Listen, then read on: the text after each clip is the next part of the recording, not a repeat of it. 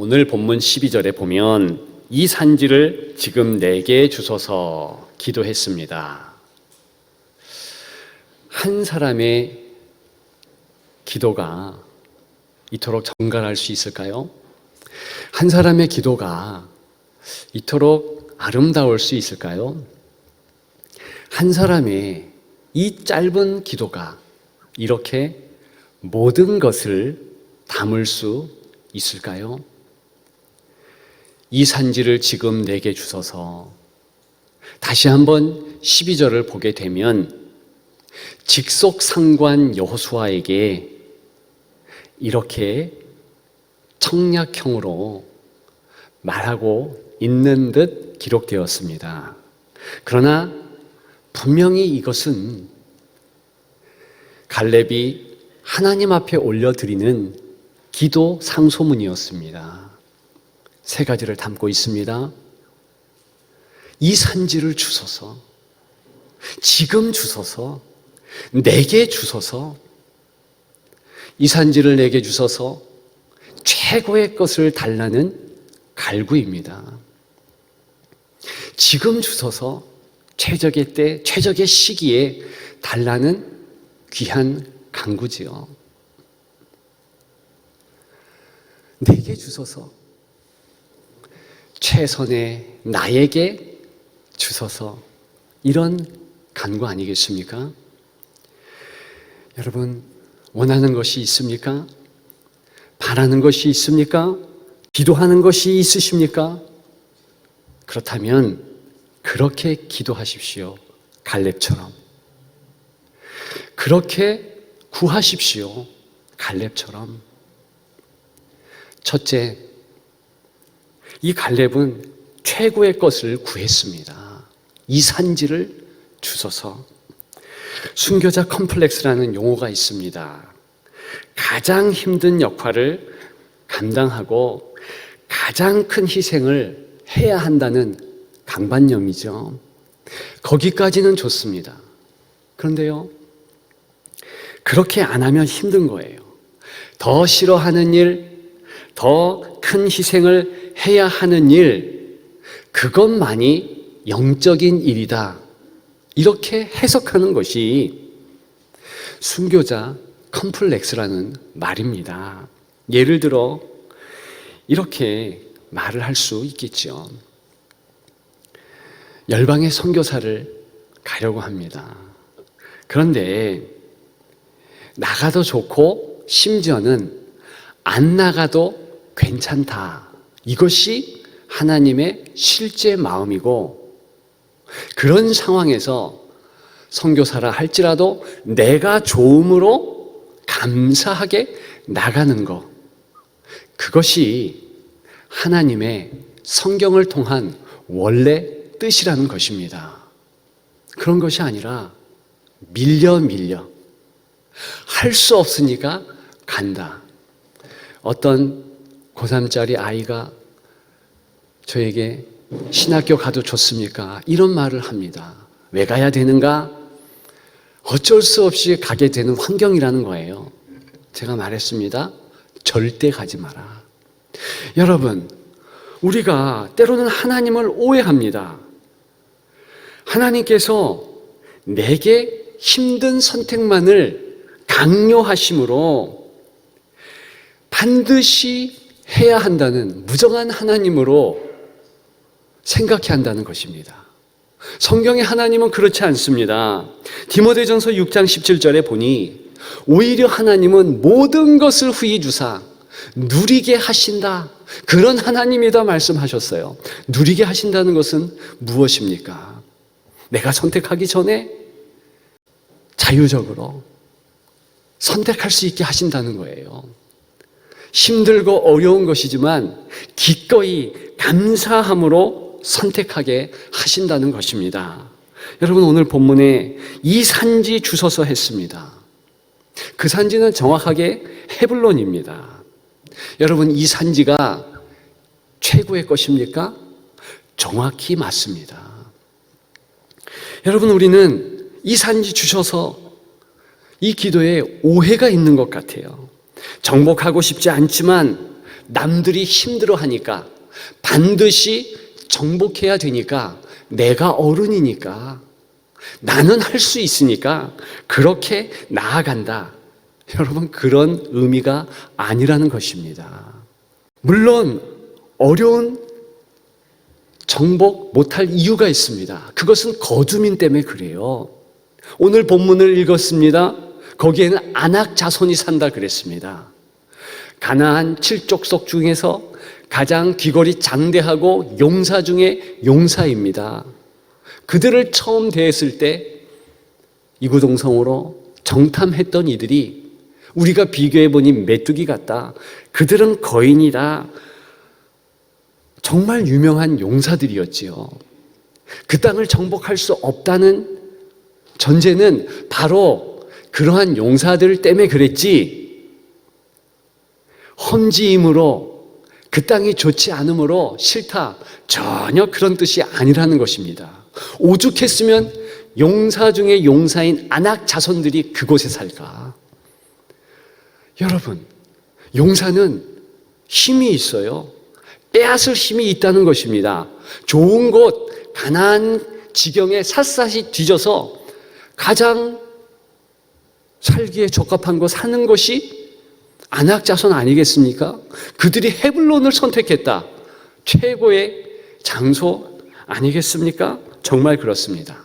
영어 성경에는요, 본문의 이 산지를 The Hill이라고 했습니다. 그 언덕이라는 것이지요. 서양 사람들은 평지보다 조금 노프막한 구릉지, 언덕을 좋아했습니다. 그래서 베버리 힐, 최고의 최적지, 거주지, 이것을 뜻하는 것 아니겠습니까? 여러분, 그런 정서라는 것입니다. 실제로 이스라엘 거주지에 보게 되면 다 산 위에 있습니다. 좋은 도로 산 위에 깔려 있어요. 우리와 달라요. 대도시, 좋은 마을, 산 위에 있다는 것입니다. 사실 오늘 본문 이 헤브론은요, 당시에 최고의 거주지였습니다. 물도 풍성하고 좋은 조건 두루 갖춘 곳입니다. 가나안이 젖과 꿀이 흐르는 땅으로 불리웠다면 그 이유는 바로 이곳 때문이었습니다. 12 정탐꾼의 이야기 아시지요? 오늘 본문의 갈렙과 여호수아 그리고 10명의 정탐꾼이 가나안 땅을 갔습니다. 그곳이 바로 헤블론이에요. 헤블론 지경 가운데서 특히 에스골 골짜기, 그 에스골이라는 뜻이 포도라는 의미입니다. 얼마나 보기에 포도가 좋은지 정탐꾼들이 뚝 땄습니다. 그걸 두 사람이 이고 왔다는 거예요. 무화과도 땁니다. 그리고 석류도 따왔습니다. 모세에게 바치면서 젖과 꿀이 흐르는 곳이 맞다. 민수기 13장에 보고했습니다. 여러분, 이런 헤블론이요, 오늘날에도 그 지역 모든 농업을 붙잡고 경제를 붙잡는 그런 곳이라는 것입니다. 풍요로운 곳이에요. 그뿐만이 아닙니다. 이제나 저제나 그곳은 천혜의 요새였습니다. 우리가 여리고성을 잘 압니다. 여리고성이 가나안 땅을 들어가는 첫 천혜의 요새, 그래서 문 빗장과 같지요? 그걸 하나님께서 허락하셨습니다. 마지막 요새 중의 요새가 바로 헤블론이었습니다. 당시에는 예루살렘보다 더 유명하고 더 천혜의 요새였지요. 그래서 여리고성이 가나안 점령의 시작지라고 하면 그 중심은 헤브론이요, 그 끝점은 역시 헤블론이었습니다. 오늘 본문이 이야기합니다. 이 헤블론을 점령했을 때 15절에 뭐라고 그럽니까? 드디어 전쟁이 끝났다. 이토록 중요한 지역이에요. 이토록 아름다운 지역이었습니다. 당연히 최고의 곳이 맞았지요. 지금도 이 헤블론을 정복하기 위해서 팔레스타인과 이스라엘이 치열하게 싸우고 있습니다. 물론 분할지가 되어서 팔레스타인 사람도 살고 이스라엘 사람들도 군대도 점령하는 그런 지역이 맞습니다만, 그토록 지정학적으로 전략적으로 지금도 중요하다는 것입니다. 그럼에도 불구하고 이런 이유 때문에 갈렙이 가장 좋은 것이 헤블론이다, 저 산지다, 그렇게 여기지 않았다는 것입니다. 가장 큰 이유가 있어요. 또 다른 가장 큰 이유는 무엇인가? 바로 그것은 하나님이 그 땅을 원하셨다는 것이지요. 여러분, 오늘 12절 본문에 보면 이 산지 말하기 전에 말씀하신 이 산지 그랬습니다. 말씀하셨다. 하나님께서 옛적부터 말씀하신 거예요. 그 조상 아브라함에게 내가 이 땅 주마 말씀하셨어요. 아브라함이요, 처음으로 창세기 13장에 보게 되면 헤블론에 제단을 쌓고 예배를 드립니다. 여러분, 이 헤블론, 이 지역에 자신의 돈을 내고 막벨라라는 굴을 사서 가족의 장사지로 만들지요. 자신의 아내 사라가 거기에 장사 지냅니다. 자신도 그곳에서 묻히게 되지요. 그 이후 이삭, 야곱의 두 처 다 막벨라 굴에 장사 지내게 되는 것이지요. 하나님께서 가나안을 주셨다, 그렇게 말씀하셨다면, 특별히 이 헤블론을 제외한다면 말이 되지 않는 것이었습니다. 하나님께서 그토록 원하시는 장소 헤블론, 그렇기 때문에 이 갈렙은 최고의 장소, 내가 가장 원하는 장소다, 최고의 것이다 여겼다는 것이지요. 여러분, 하나님 관점에서 최고의 것이 마침내 갈렙의 최고의 것이 되었다는 것, 오늘 본문이 의미하고 있다는 것입니다. 윌리엄 맥길이라는 분이 이런 말을 했습니다. 기도의 가치가 무엇인가? 하나님이 우리의 소리를 듣는 게 아니라 우리가 마침내 하나님의 음성을 듣는 데 있다. 여러분, 100번 옳은 말이죠.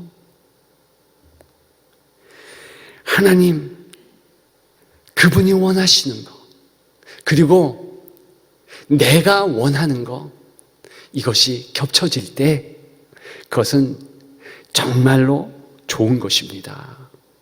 반드시 취할 것입니다. 여러분, 기억하시고 여러분들의 기도의 내용 점검해 보십시오. 내가 원하고 하나님 원하시는가? 하나님이 원하시며 내가 원하는가? 그렇게 따라가고 따라가는 갈렙과 같은 기도자 되시기를 주님의 이름으로 축복합니다. 두 번째로, 최적의 시기, 최적의 때를 구했다는 것입니다. 여러분, 지금 주소서, 그렇게 기도했지요. 당시에 이 갈렙은 85세예요. 85세니까 낮 시간 별로 남지 않았습니다. 하나님, 지금 주셔야 됩니다.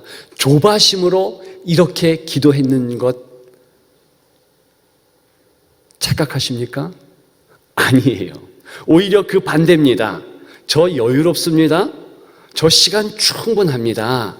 하나님, 내게 이 산지를 허락하옵소서. 그러면서 자신의 건강 문제, 자신의 여건을 같이 말했다는 것입니다. 여러분, 이해가 되십니까? 당시의 상황을 조금만 생각해 보면 당연히 이해가 갈 것입니다. 여러분, 지금 갈렙이 85세라고 말씀드렸습니다. 그러면 성경의 정황들을 따지면 여호수아는 약 5세가 많게 추정되므로 90세예요. 이 90세가 몇 세에 이 땅을 떠나는가? 110세입니다. 110세가 되기 전까지 치열하게 가나안은 20년 동안 전쟁이 있게 됩니다. 우리는 그간 짧은 전쟁을 목도했습니다. 그것이 여리고 전쟁이에요. 아이성 전투입니다. 단기간에 끝났어요. 연합해서 끝냈습니다. 그런데 긴 전쟁, 많은 전쟁은 각 12지파가 각각 전쟁을 치러야 하고 1년이 아니라 2년, 길게는 5년, 10년, 심지어는 20년까지 그렇게 전쟁을 수행했다는 거예요. 여러분, 탁월한 군대 장관인 두 사람, 여호수아, 갈렙이었습니다. 이들이 전쟁의 그러한 면명을 몰랐을까요? 잘 알았죠. 갈렙은요, 자신이 치르려고 하는 전쟁의 위중함을 알고 있습니다. 시기가 얼만큼 걸릴 것도 알고 있습니다. 1, 2년이 아니에요. 최소 5년, 10년, 15년. 그러면 내 체력은 받쳐주는가? 나는 할 수 있겠는가? 시간의 여력이 되는가? 다 따졌다는 것이고 결론적으로 나 괜찮습니다. 나 시간 충분합니다. 네, 할 수 있습니다. 이렇게 나아갔다는 것입니다. 일전에 참 귀한 책을 읽었습니다. 시간 전쟁이라는 베스트셀러예요. 그 책에 몇 가지가 메모할 내용이 있더라고요. 그래서 한두 가지 메모했습니다. 이런 것이죠. 시간이 어쩜 이렇게 빠르지? 우리가 그런 말을 하는데 우리가 그렇게 자주 하는 이 말에는 사실 시간이 어떻게 지나갔는지 기억나지 않는다, 이런 의미가 있다는 것입니다. 또 한 가지, 시간이 넉넉하다고 느끼는 사람들은 자신의 시간을 깊이 염두에 두고 생활한다는 거예요. 자신들의 시간이 어디로 흐르는지 적어도 그 정도는 알고 있다는 것입니다. 그러면서 일단의 사람들은 시간을 느긋하게 여깁니다. 시간 충분하다, 그렇게 여긴다는 것이고, 어떤 사람들은 줄기차게 시간 없다, 시간 때문에 불안하다, 그런다는 거예요. 가장 큰 차이점이 무엇인가? 핸드폰 확인하는 빈도 차이에 있다는 거예요. 불안하게 여기는 사람은 시도 때도 없이 핸드폰 들고 초조하게 확인하고 어떤 뉴스가 있는지 우왕좌왕 또 확인한다는 거예요. 제가 그 책에서 유념할 연구 결과가 있었습니다. 나누고 싶었어요. 여러분, 월급을 받고 주 30시간 이상 일을 하고 있는 18세 이하의 자녀를 둔 직장인 900명을 조사했다는 것입니다. 이들은요, 직장일도 바쁘고 가정일도 바쁘고 모든 매사에 자타공인 바쁜 사람들이에요. 그 사람들 900명을 심층 질문하면서 인터뷰한 거예요. 질문의 기초는 이것입니다. 당신은 전반적으로 하고 싶은 일들을 할 만큼 충분한 시간을 가지고 있고 당신은 당신의 지금 시간, 하루 24시간 만족하며 살고 있느냐, 이런 것이지요. 그래서 시간 인식 점수를 매긴 거예요. 놀라운 것은요, 시간 인식 점수 상위 20%, 나는 시간 충분해, 나 남는 게 시간밖에 없어, 이런 사람들은요 정말 바쁜데도 다 행했다는 거예요. 그런데 그 사람들의 일관된 특징이 있었다. 상위 20% 사람들은 일주일에 3.3회 일기, 명상, 기도에 투자했다. 우리식으로 얘기하면 이런 겁니다. 금요 성령 집회에 반드시 참여하고 또 수요 예배에 반드시 참여했고 곁다리로 1회 내지 2회 새벽 기도에 참여했다는 거예요. 더 놀라운 것은 그 상위 그룹의 또 다른 최상위 20%는요 매일매일 그런 시간에 투자했다. 즉 새벽 기도를 매일 드리든가 내지는 잠자기 전에 반드시 기도 시간을 가졌다, 이런 거예요. 그들이 더 많이 시간이 충분하고 여유롭다고 여긴 것입니다. 느낀 것입니다. 여러분, 시간에 비밀이 있어요. 정말 시간을 잘 알차게 사용하는 사람은요, 다른 짜투리 시간, 눈 돌릴 그런 시간에 버려버린다는 것입니다. 여러분, 오늘 본문에 보면 이 갈렙이요, 얼만큼 시간을 철저하게 관리했다는 것을 우리가 가늠해 볼 수 있습니다. 여러분, 8절에 보면 여호와께 충성했다 그래요. 9절에 보면 또 여호와께 충성하였은즉 그랬습니다. 14절에 보니까 온전히 하나님을 쫓았더라 그랬어요. 저는 약간 이 번역들에 불만이 있습니다. 여러분, 8절과 9절에 여호와께 충성했다, 똑같은 14절에 온전히 쫓았다, 이 내용이에요. 같은 히브리어입니다. 그런데 왜 이렇게 번역을 했을까?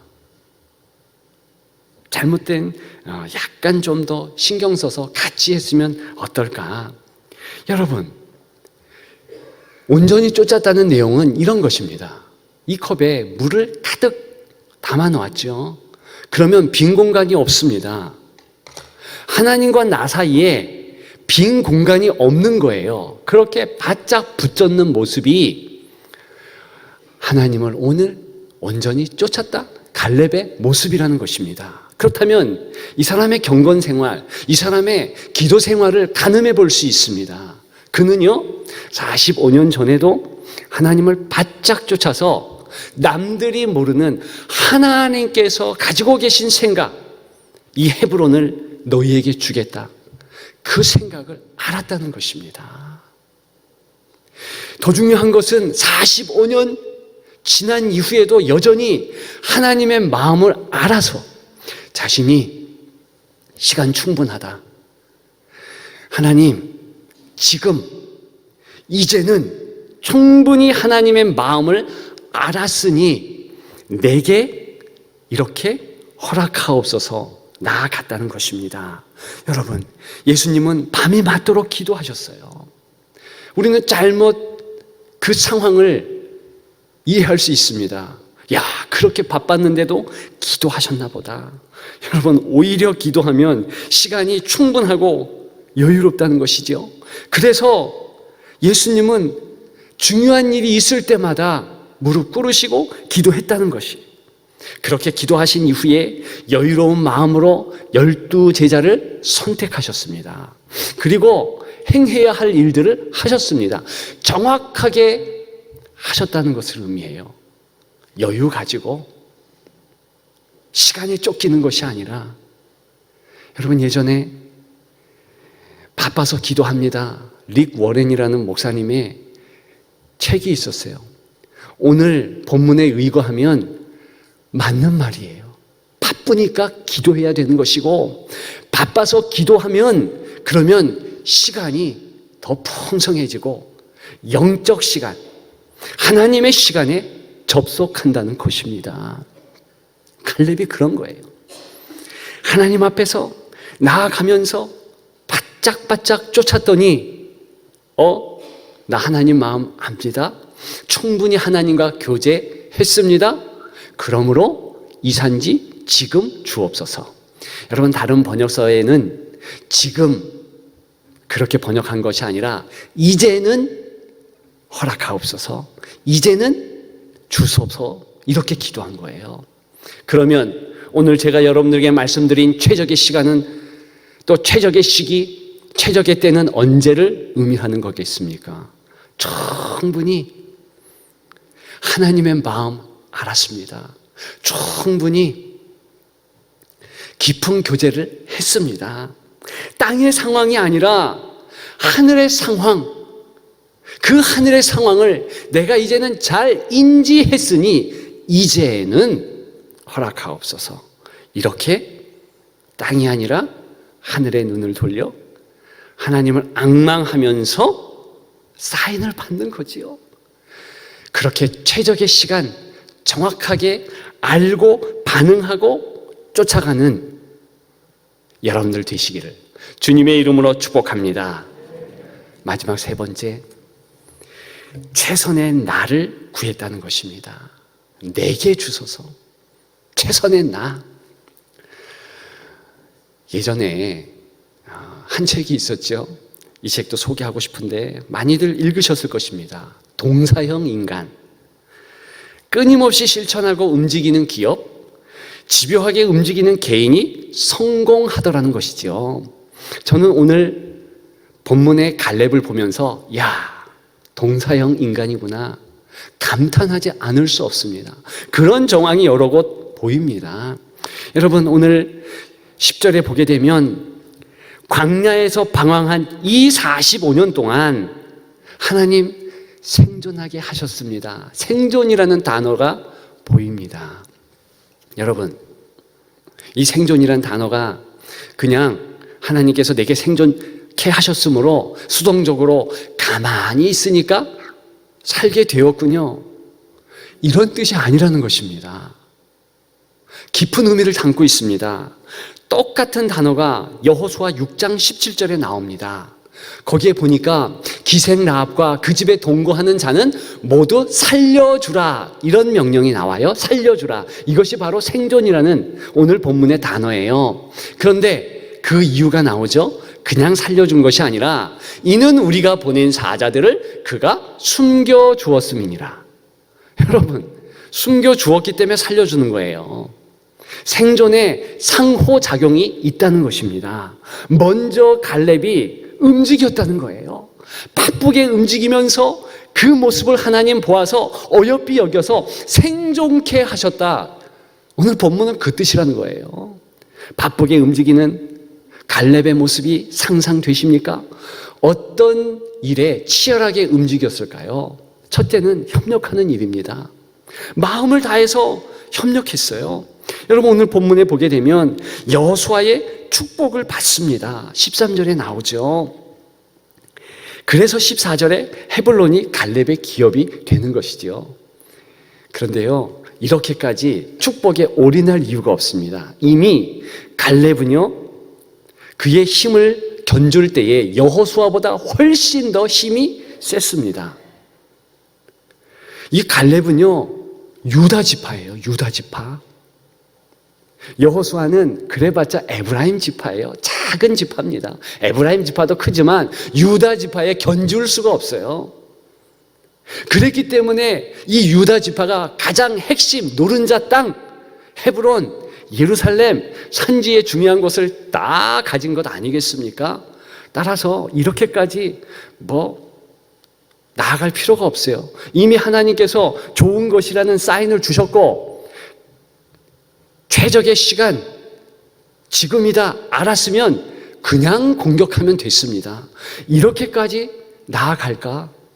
참 이런 안 해도 되는데, 이런 마음이 들어요.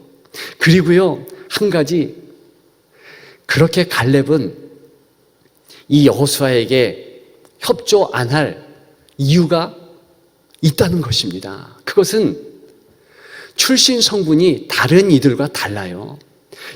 오늘 갈렙을 본문에서 나타낼 때 6절부터 여분네 아들 갈렙 이렇게 끝낸 것이 아니라 반드시 그니스 사람 갈렙, 그나스 사람, 이런 식으로 이야기합니다.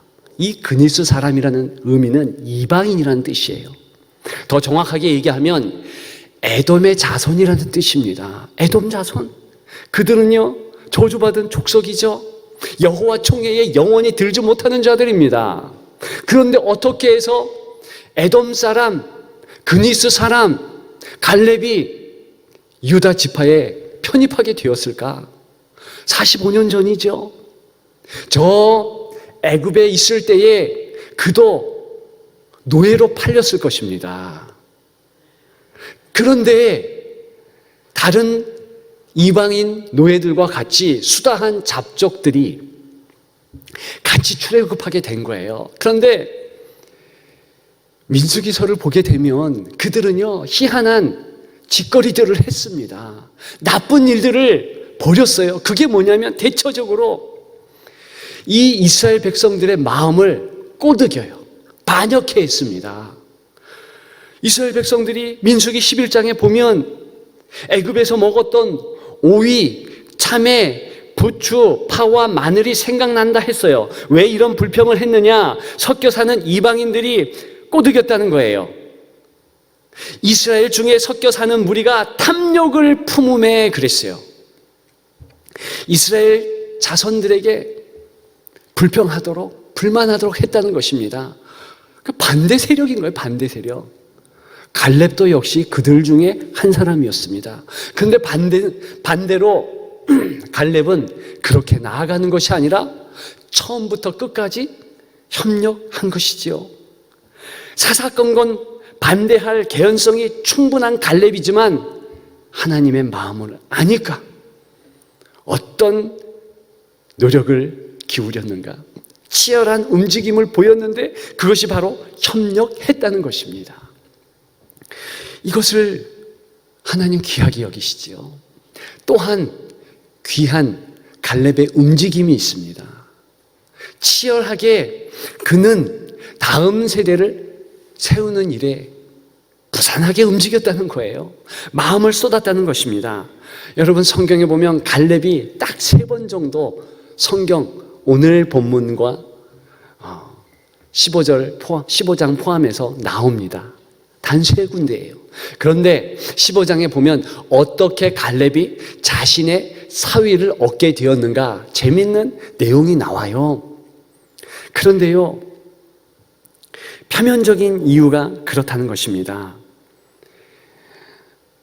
여호수아 15장 14절에 보면 드디어 갈렙이 이 헤블론을 쟁취하게 됩니다. 가지게 되지요. 그리고요, 그 옆 드빌이라는 성이 있었어요. 충분하게 자신이 진격해서 가질 수 있는 그런 성입니다. 그런데요, 후대에게 기회를 줍니다. 만일 저 성을 먼저 탈취하는 자가 있으면 내 딸 준다. 그 딸이 악사 아니겠습니까? 그래서 처음으로 탈취한 자가 운니엘이에요. 운니엘. 이것이 표면적 이유지만 더 중요한 숨겨진 이유가 있습니다. 그 운니엘이 누군가? 사사시대에 처음 사사였다는 것입니다. 여러분 사사기 3장 9절에 보면 이런 말씀이 있어요. 한 구원자를 세워 구원하게 하시니 그는 곧 갈렙의 아우 그나스의 아들 운니엘이니라. 바로 한 구원자가 운니엘이에요. 자연스럽게 정복 전쟁을 마치고 사사시대를 넘어가게 하는 원인을 제공한 자가 갈렙이라는 거예요. 갈렙은 다음 세대를 세웠잖아요. 그 세운 갈렙이 첫 사사 구원자가 되어서 이스라엘을 잘 영도한 것입니다. 바톤을 이어서 그 다음 사사, 그 다음 사사, 그러면서 왕정시대로 넘어가게 되는 것이죠. 여러분, 하나님은 이 점을 기쁘게 여기신 것 같아요. 그랬기 때문에 저는 이 헤브론이 일의 많고 적음을 따지면 당연히 여호수아에게 가야 된다고 생각합니다. 그 정도로 여호수아는 수고했어요. 그러나 갈렙이 잘한 것은 협력하는 일, 그리고 또 다른 일, 바로 다음 세대를 세우는 일이었어요. 그것 때문에 중차대한 헤블론을 유대 지파에게, 특히 갈렙에게 주었다고 봅니다. 여러분, 다음 세대를 세웁니까? 사활이 갈린 문제예요. 시급성을 놓치지 말아야 될 문제라는 것입니다. 다음 세대를 선교하는 우리 교회가 더욱 되기를 축복합니다. 여러분, 이제 말씀을 마치려고 합니다. 하나님을 오직 앙망하며 나아갔던 갈렙이 그리운 시대가 되었어요. 그런 기도자가 참 보이지 않습니다. 예수 그리스도를 앙망하며 기도하는 우리가 되었으면 좋겠습니다. 지금이 사순절 때잖아요. 예수 그리스도를 바라보며 그분의 고난을 통해서 부활까지 조망하는 그런 때입니다. 기도했으면 좋겠습니다. 여호와를 앙망하면서 기도하되 갈렙처럼 이 산지를 지금 내게 주소서, 그렇게 기도하며 당당하게 나아가는 여러분들 되시기를 주님의 이름으로 축복합니다.